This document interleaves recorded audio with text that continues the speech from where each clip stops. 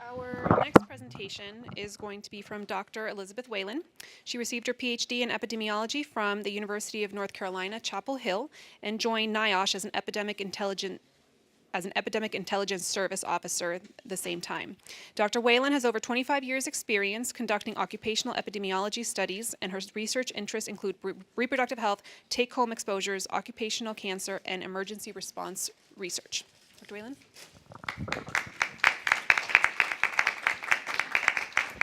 Thank you very much. Okay.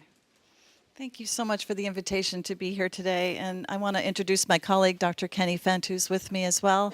We are both commissioned officers in the U.S. Public Health Service, working for the Surgeon General, assigned to NIOSH.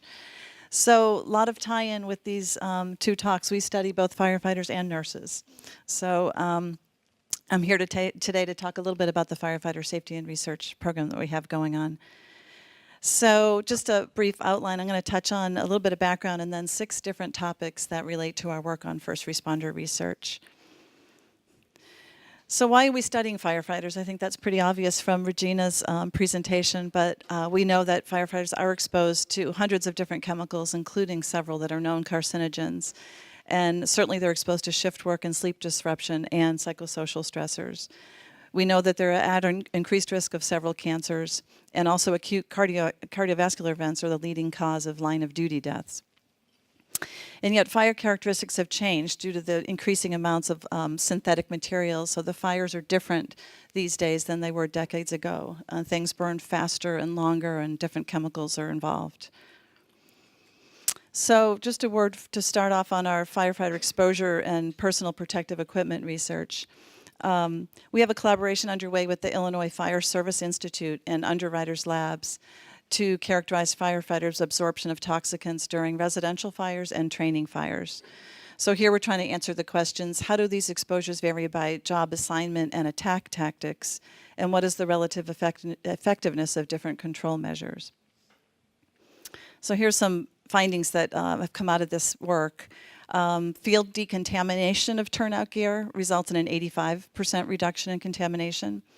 Using skin cleansing wipes, like particularly on the neck, results in a 54% reduction in contamination. Laundering of the hoods that go underneath the firefighter helmets can reduce a lot of contaminants. A lot are extracted during laundering, but some are not, like the important ones like flame retardants. Transporting dirty gear outside the fire truck cab instead of inside prevents unnecessary exposure to carcinogens. And then the attack method, whether it's transitional, starting from the outside going in, or just going in right at the start, can result in a 50% reduction in uptake of certain chemical products. So we're also doing some validation studies of how clean is clean, thinking about cleaning procedures for the personal protective equipment. Some of these general guidelines exist, but could certainly be refined with more research. So the stakeholder questions are: how clean is clean, and how do I know if my gear is clean? And so some of our work at NIOSH is creating a portable kit that will help determine whether the equipment has been cleaned effectively or not. And then, as everyone is dealing with these days, opioids are a national crisis, and our work certainly relates to that as far as first responders go. So this is our kind of framework for studying opioids at NIOSH, and obviously protecting workers and responders is of great interest to us. So our health hazard evaluation program has done 14 different investigations assessing hazards to emergency responders and other groups of workers exposed to these compounds. We found that the ill effects were related to work activities, and they certainly impacted their ability to perform their job duties. And we have issued some guidance preventing occupational fentanyl exposure to emergency responders. And then, of course, our World Trade Center Health Program. So this program provides monitoring and treatment benefits to those workers involved with rescue, recovery, and cleanup during the 9/11 attacks, as well as people who were working and living in that area. So far we have over 95,000 members enrolled. 75,000 of those are responders across nearly every congressional district.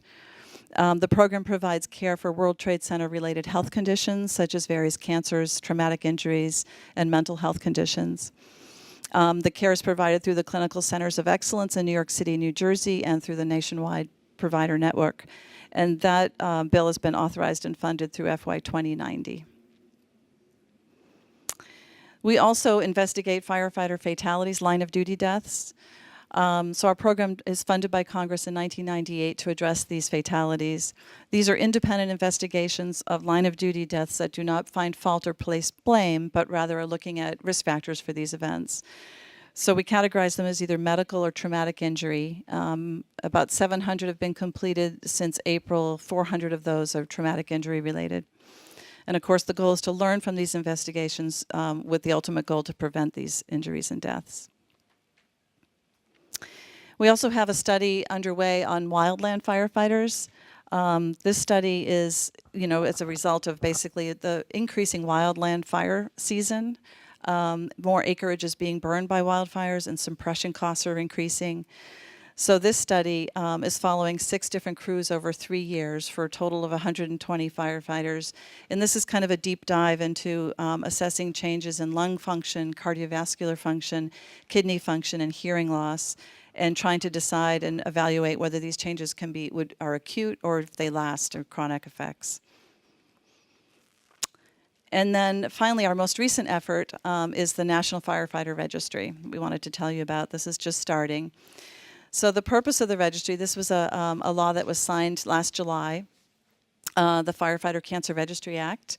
And based on prior studies, some of them that were done by us at NIOSH, found increasing rates of cancer. But as Regina pointed out, there are very few studies looking at women and minorities and volunteer firefighters.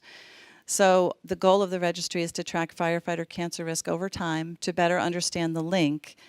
And then with a particular interest we have in what those remaining questions. What is the cancer risk for minorities, for female firefighters, for volunteers who actually represent most of the firefighters in the country? And then we have some interest in looking at other subgroups such as wildland firefighters and perhaps arson investigators. So we're interested in how does this cancer risk vary? As I said, the materials that are burning are different and there's increasing exposure to synthetic materials.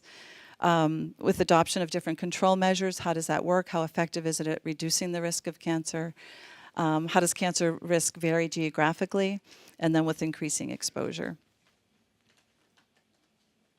So this is the timeline for the registry. We're currently in year 1, 2019, and we're just starting to solicit input on the registry. We have a request for information published in the Federal Register. It's 2 more weeks to provide input. And then we'll move through identifying sampling methods. In year 2 through 4, we'll be starting our recruitment, obtaining consent, then matching with state cancer registry records to determine cancer incidence, updating as necessary, and then disseminating our findings in year 5 and beyond. So just a word that the RFI is open for another 2 weeks, as I said, and we're really happy to be sharing information about the new registry and happy to take questions.